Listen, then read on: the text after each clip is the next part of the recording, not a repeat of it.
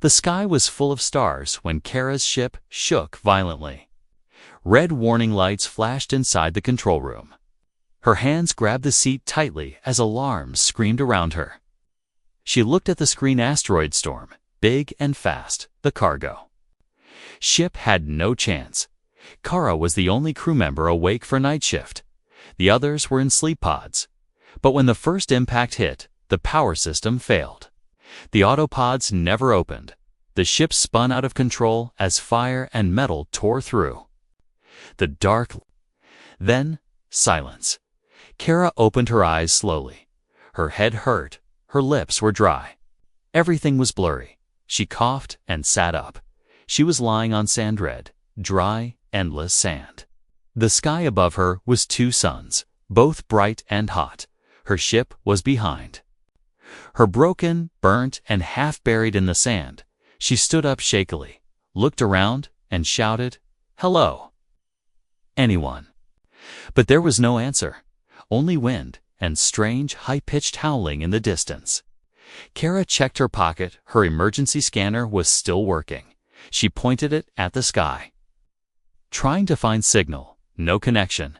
It said in cold, robotic voice. She sighed. This place was not mapped, not on any trade route. She must have been thrown far. Far off course. Her food pack was half full. Water was low.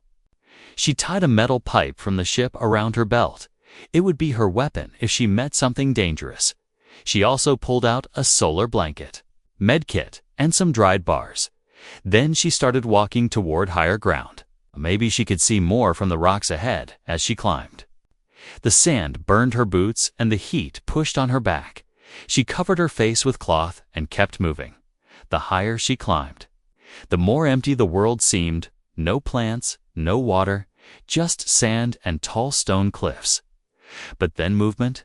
She stopped. Far across the sand dunes, something was moving, not fast, but steady. She held her breath and watched. It wasn't another human, that was clear. It had long arms, gray skin, and a strange walk. It was tall and thin, like a shadow. Kara crouched behind a rock and whispered to herself, "Not alone." The creature moved toward the crashed ship.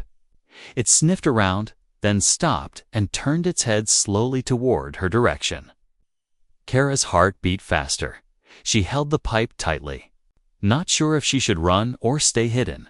Suddenly, the creature walked away. Slowly disappearing into the rocks near the crash, Kara stayed frozen for 5 more minutes before finally moving again. She climbed down and circled back to the ship quietly, trying not to make noise, but when she reached it, the creature was gone. Inside the wreck, she found a small, safe area. She set up the solar blanket to collect energy and laid down. Watching the sky change color as the suns began to set, the wind grew colder, the sand blowing harder now. She shivered, pulled her arms close, and tried to rest, but then footsteps. Not loud, but clear, slow and careful. Getting closer, she sat up fast, holding her metal pipe. Her eyes scanned the shadows, and then she saw it again. The alien. It stood at the edge of the broken wall, tall and strange, with eyes like black glass. It didn't attack, didn't growl. It just looked at her, head tilted slightly. Then it held out something. Fruit, or maybe food. It was orange and soft. Kara didn't move. She was too shocked, but the creature stepped closer and placed the food near her feet. Then it stepped back and sat down right there. In the sand, across from her, she stared at it, breathing fast. Unsure what to do, the alien just sat silently, blinking slowly. Hours passed. She didn't sleep, but she also didn't attack. The creature stayed all night, watching her, not moving much. When morning came, it stood up and walked away without a word or sound. Kara looked at the strange food, picked it up, and smelled it. She took a small bite, sweet like melon, but heavier. It didn't burn her mouth or make her sick. Her stomach growled, and she ate it slowly, thinking hard. She was alone on this world. No signal, no other humans, no help.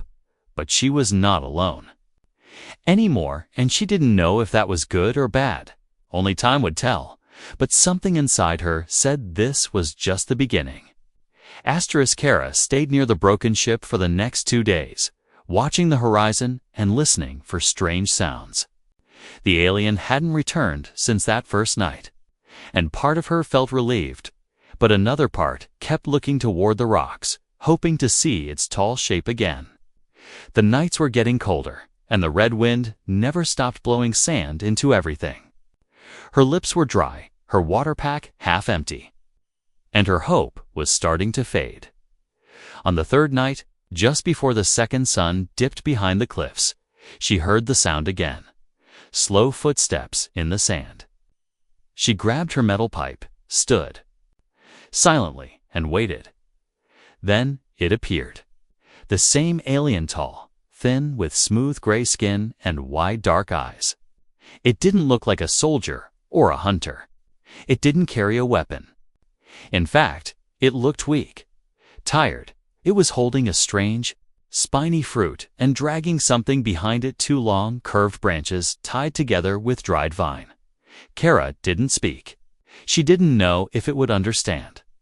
The alien came closer, paused, and gently set the fruit down again, just like last time.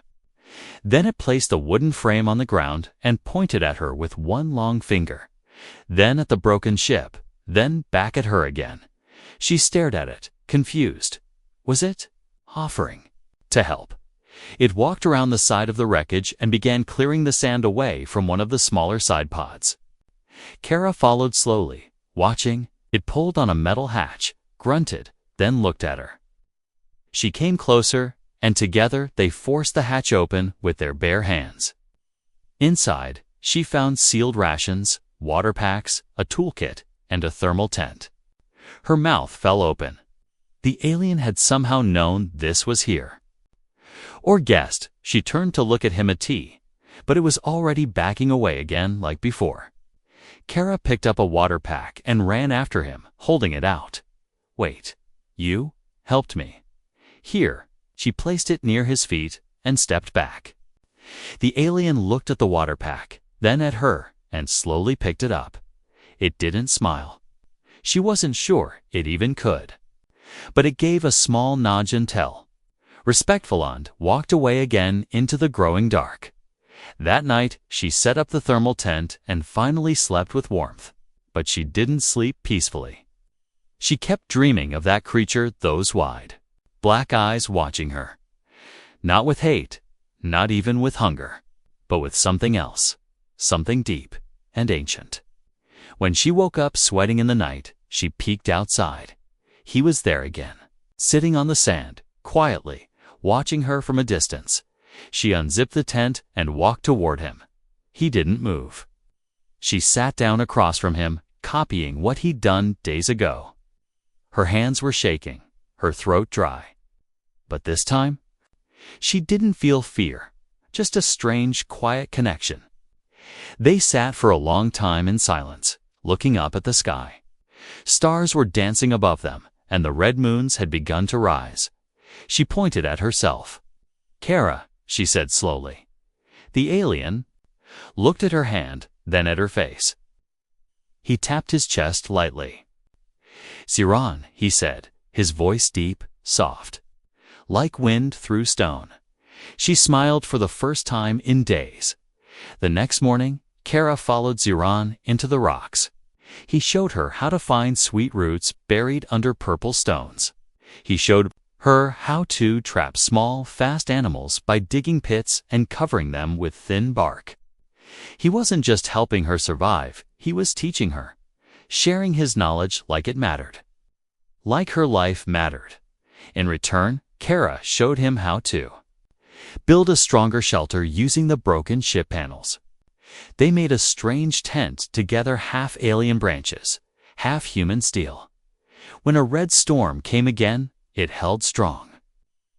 And inside it, they both sat shoulder to shoulder, sharing food from both worlds. One night, Kara noticed Jiren was breathing hard. His chest was rising too fast. She reached out without thinking and touched his arm. His skin was cool and smooth like soft stone. He looked at her, but didn't pull away. Instead, he placed his hand over hers. She didn't understand what he was, or how he felt, or even if they were truly the same inside. But she knew this. He was kind, gentle, brave. He had saved her and stayed beside her and never once asked for anything in return. And yet now, in the quiet of the tent, with stars shining above and wind pushing outside, she began to feel something growing, something deeper than trust. Something more dangerous. They didn't speak much. They didn't have to, but their silence was full of meaning, and in that silence, something changed between them, something neither of them could undo. The nights were colder now, and the red wind never seemed to rest. Kara lay curled under the thermal blanket, but the thin material barely stopped the chill that seeped into her bones. Outside, the fire had gone out again, and she didn't have the strength to relight it. Her hands trembled, her lips cracked from the dry air. Her body ached with hunger, with exhaustion, and with something else, loneliness. She turned her head and looked at the shadow sitting silently near the entrance of their shelter. Jiren hadn't slept in hours. He sat with his back straight, his head tilted up toward the stars, as if waiting for something. He didn't speak, not in a way she could fully understand. But every night he was there, watching, protecting her. Voice cracked as she whispered, "It's too cold tonight." Jiren didn't move at first.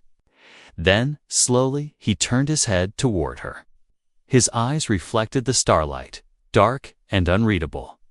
After a moment, he crawled closer on quiet limbs, carefully, like he didn't want to scare her. She didn't stop him. She didn't want to. He sat beside her, and the moment his body touched hers, she shivered again, but not from cold. His skin was cool, but his core was warm. Deep warm. Not like human warmth, it felt steady, constant, like a pulse in the earth. He wrapped an arm around her shoulders and held her close. She didn't resist, she leaned in. Neither of them spoke. Neither of them had to. Outside, the wind howled like a beast in the dark. Inside, there was silence. Just breathing.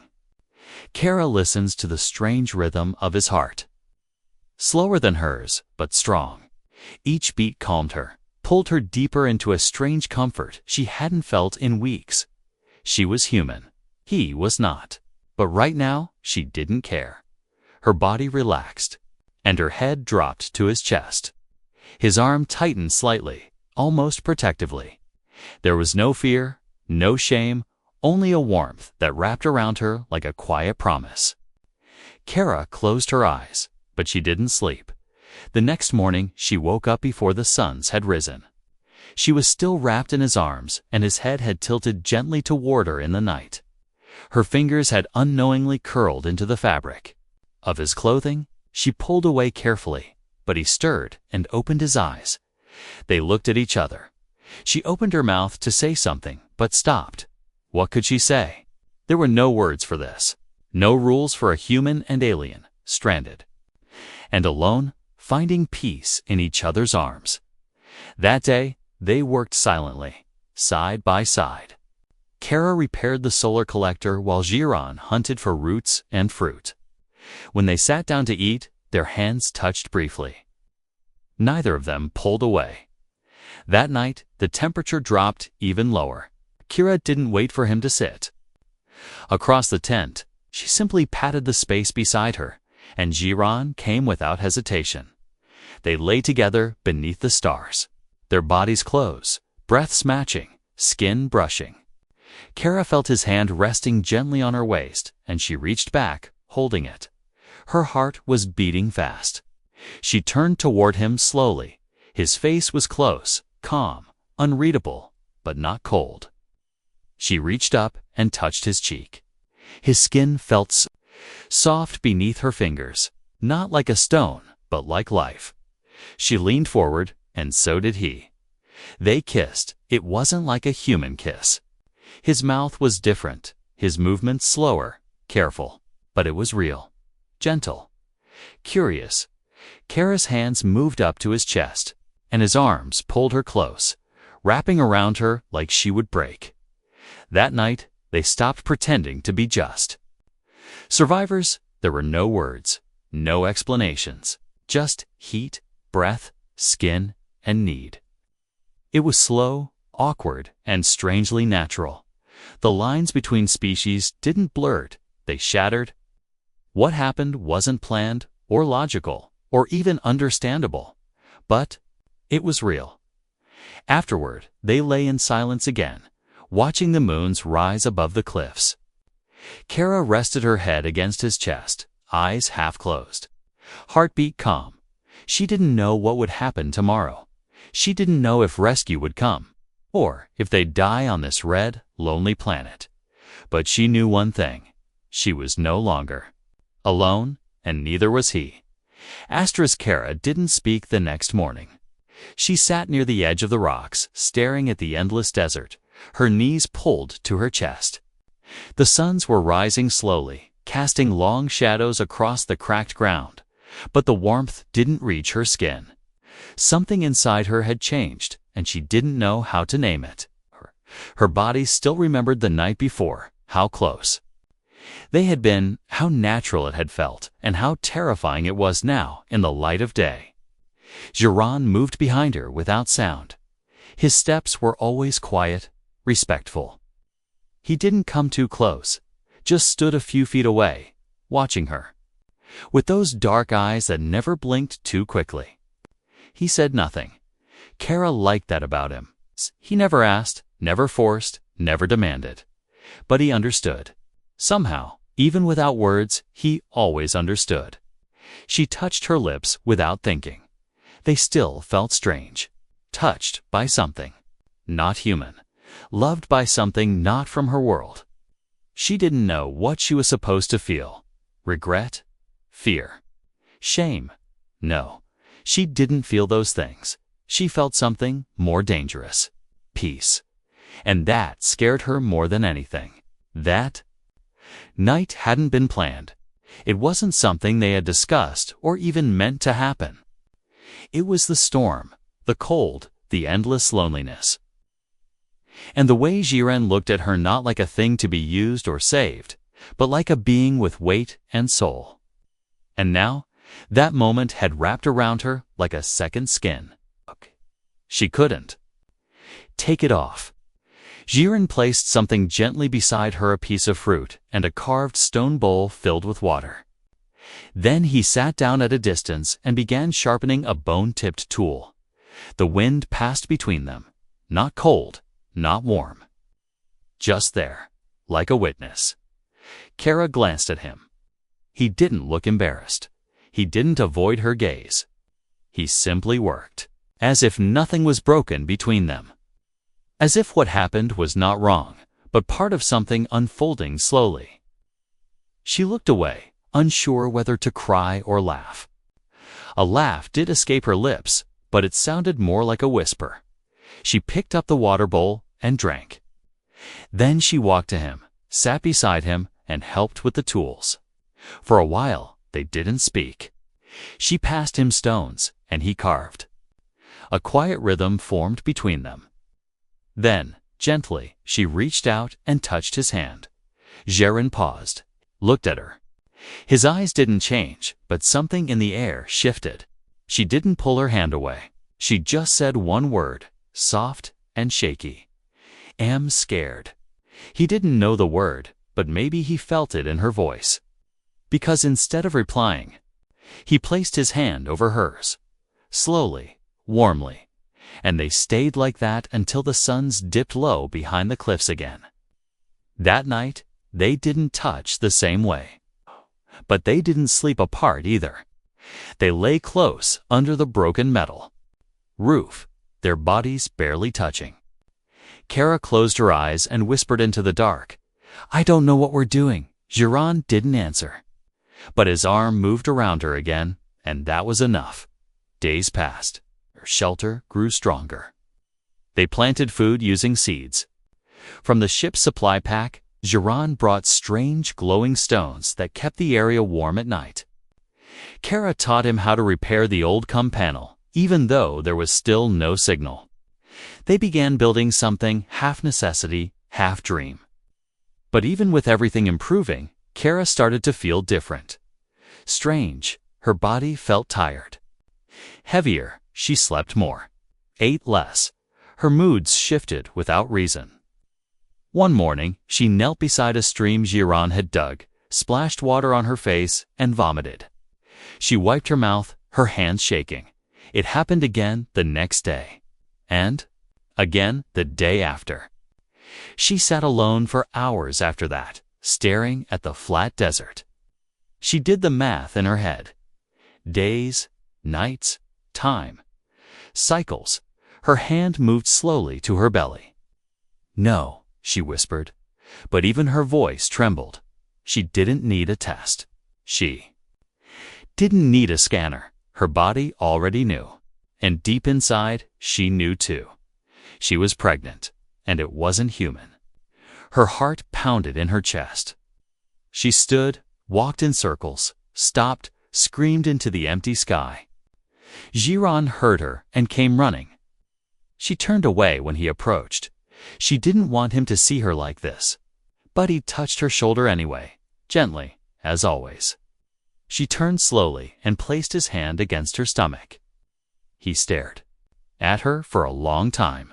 His eyes widened not in fear, not in anger, in wonder. He placed his other hand over hers and closed his eyes. Kara looked up at the sky, her eyes glassy. "What have we done?" she whispered. And yet, as Gir held her in silence, she didn't feel regret. She felt the first spark of something far more dangerous than fear, hope. Kara hadn't spoken in hours. She sat on the rocky edge of the ridge, her arms wrapped around her knees, eyes staring out into the vast red desert. Below her, the wind pushed waves of sand across the ground like a slow-moving ocean. The suns were high, burning hot, but she didn't notice. Her mind was too loud, too full.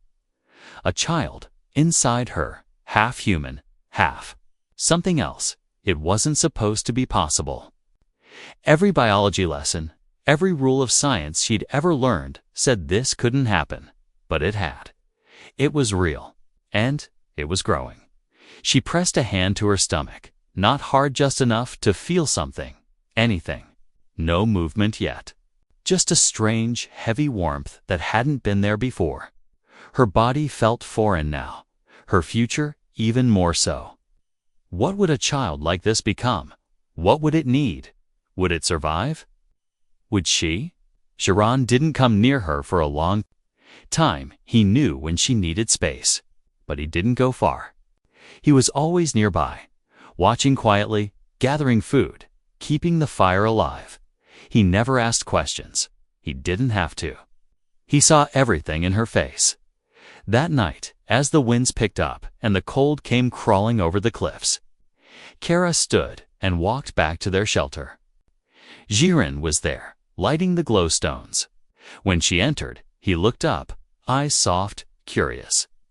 Patient, she stood in front of him and placed both hands on her belly. He didn't speak, he didn't move. Then she whispered, "It's real." "Oh, Giron."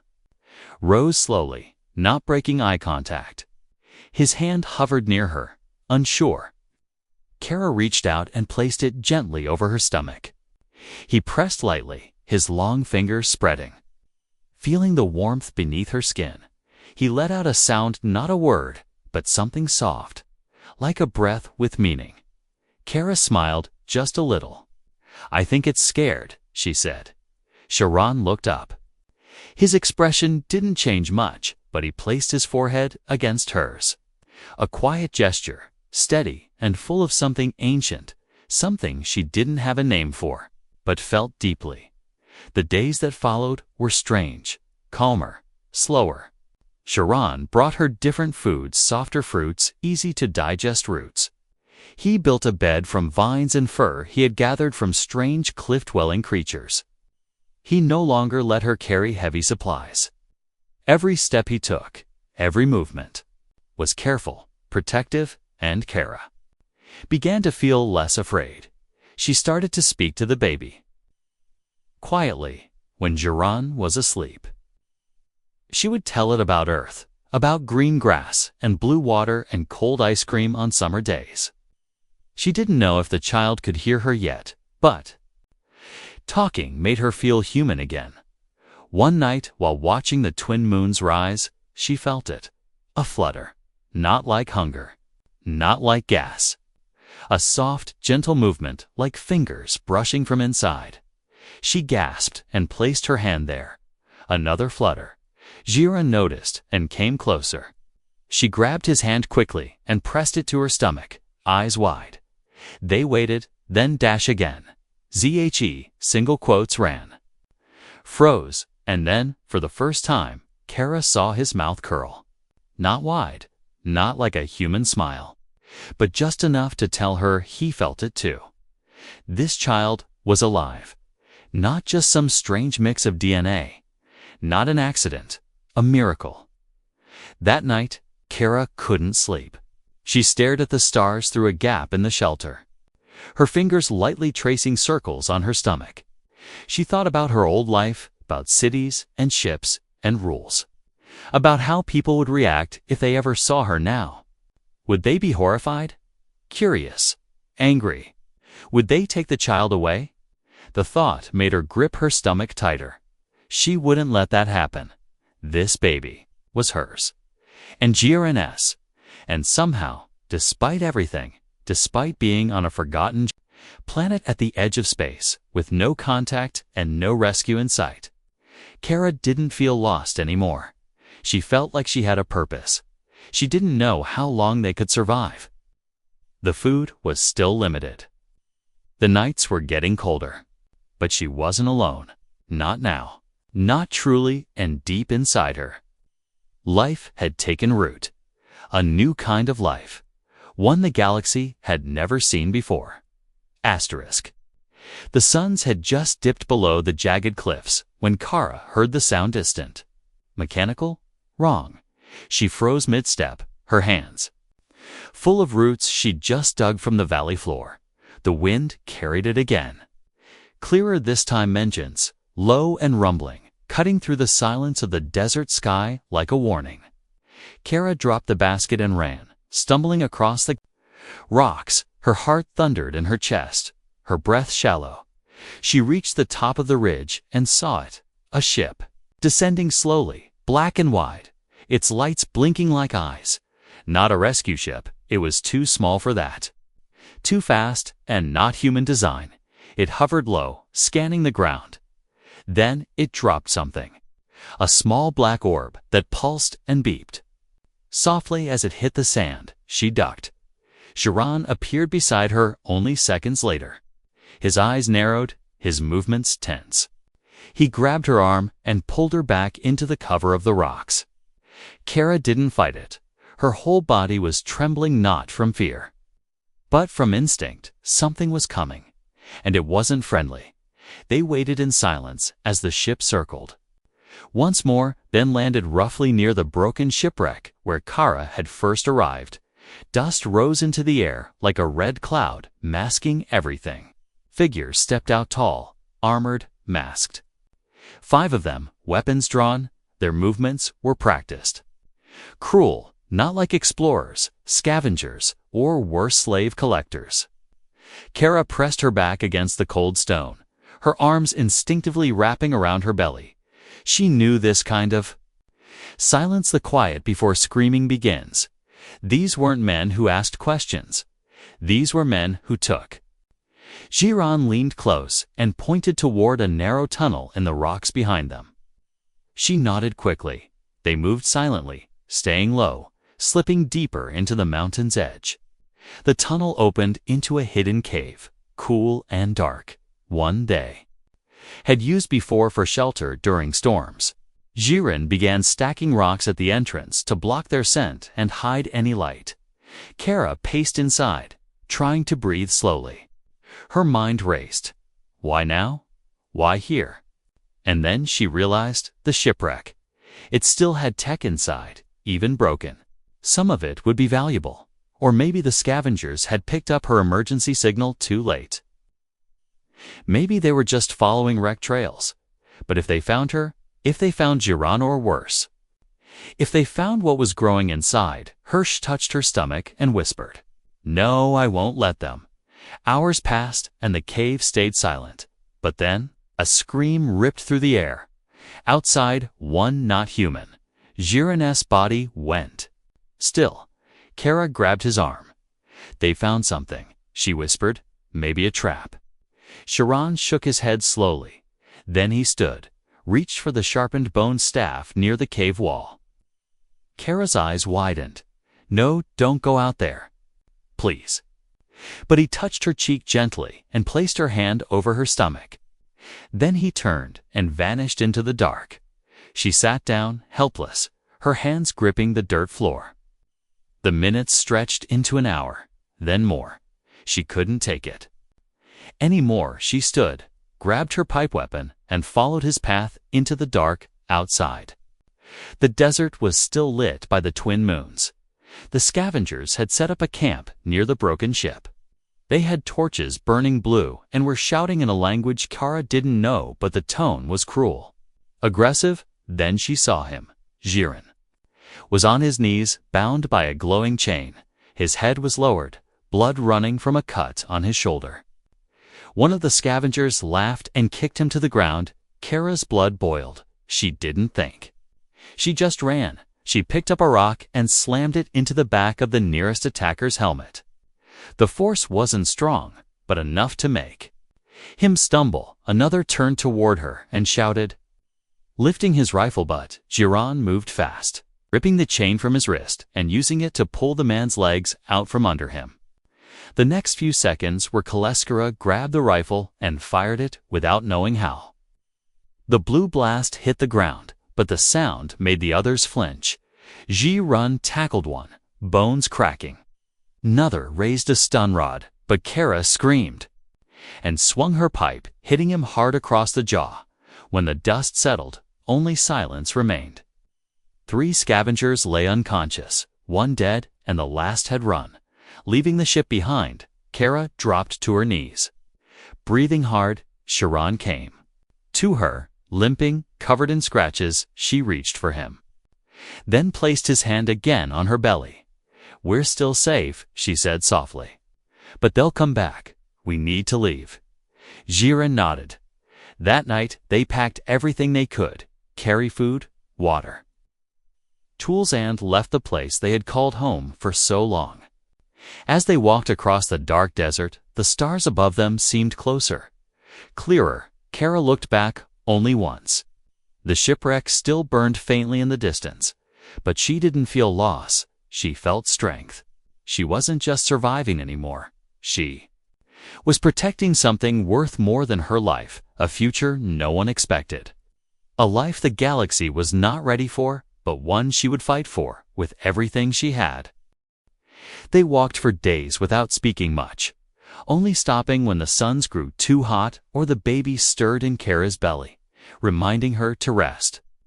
Jiran carried most of the supplies, his steps slow but steady, always watching the sky, always listening to the wind. Kara followed beside him, one hand on her stomach, the other gripping the strap of her bag. Her body was tired, swollen, her ankles aching, but she didn't complain, not once. They were heading toward the Black Mountains, a place Jiran had once pointed to when they spoke of safety, of shelter. Kara had thought they would never need it back then. She believed the wreckage would be her last home, the quiet desert, her prison. But everything had changed the night the scavengers came. She was no longer just surviving. She was running with purpose, with someone and with something growing inside her that didn't belong to any world. The Black Mountains were closer now, jagged like broken teeth, sharp and hollow.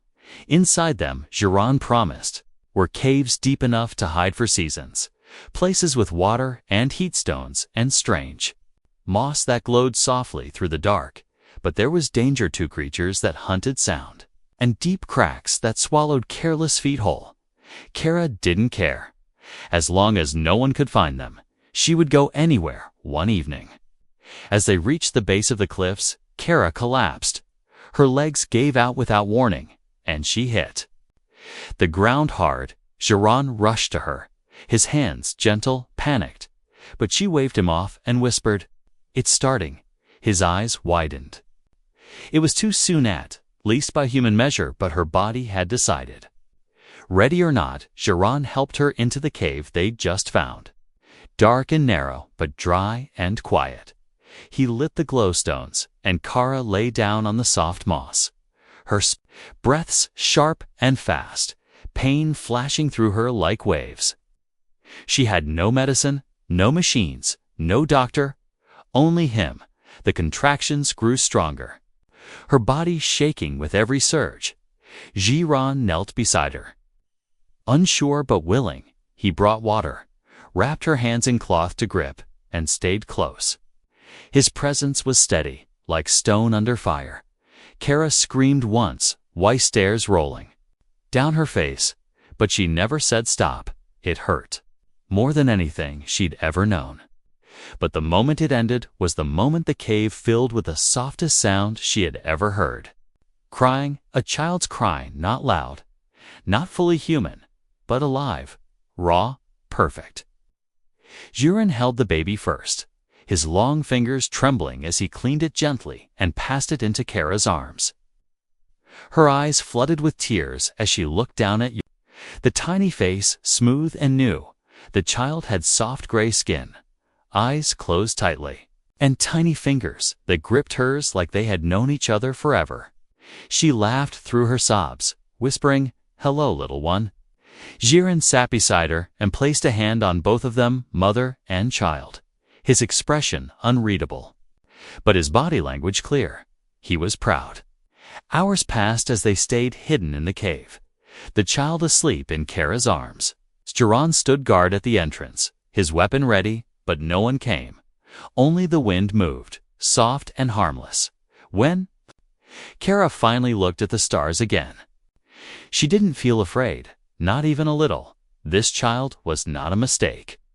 This child was proof that something beautiful could survive even in a place meant to kill. That something impossible could be real, that love didn't need to make sense. She named the baby Sarah.